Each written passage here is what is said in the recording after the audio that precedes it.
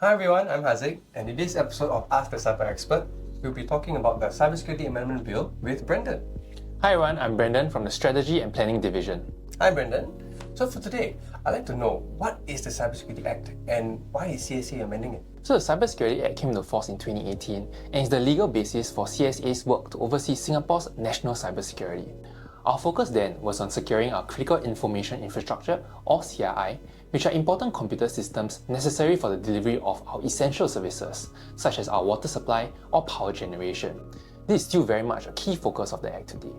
However, since then, our cyber threat landscape has evolved. In addition, as Singapore continues to digitalize, there are many new technologies that many are considering adopting. And that is why the aim of the Cybersecurity Amendment Bill is to update our legislative framework and to ensure that it matches the cybersecurity risks of the system and entities that we want to regulate. So what are the key changes to this bill? Right, so there are two main groups of changes, and I'll start with the first one, which is updating our CII regulations. CIIs? I can't imagine this CIIs being disrupted and how it affects the daily lives of Singaporeans. Right, so that is why we are amending the Act to allow us to better regulate and protect our CII when CII owners embrace new business models such as outsourcing or new technologies such as cloud computing. The amendments will also expand the list of cyber incidents that CII owners must report to CSA on, such as incidents that affect computers controlled by a supplier they are interconnected to or communicate with CII.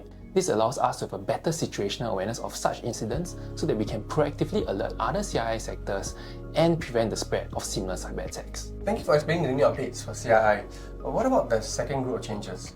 So we'll be expanding the regulatory scope of the Act to 3 new types of systems and entities.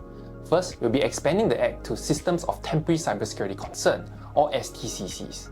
These are systems that for a short time are critical to Singapore and at high risk of cyber attacks, such as vaccine distribution systems during a pandemic.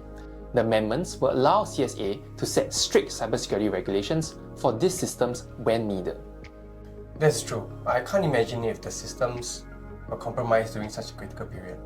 The security of systems involved in the vaccine distribution during a pandemic is a big worry. The changes to regulate these STCCs are crucial.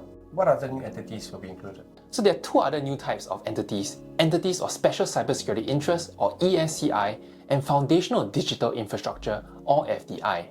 The obligations imposed on them will be moderated compared to those imposed on CIIs and STCCs. ESCIs, FDI, could you share more? Sure.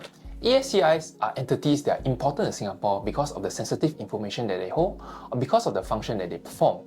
FDI are providers of digital services that are foundational to our economy and our way of life, such as cloud service providers or data centers. Cyber attacks on these entities could have a widespread impact on our economy and our everyday lives. The bill will allow CSA to impose a baseline level of cybersecurity for these entities and to mandate the reporting of certain incidents so that we have better situational awareness of the incidents that affect these entities. It sounds like a very comprehensive bill. So what went into the making of this bill? Right. So it's been quite a long journey since we began reviewing the bill in 2022.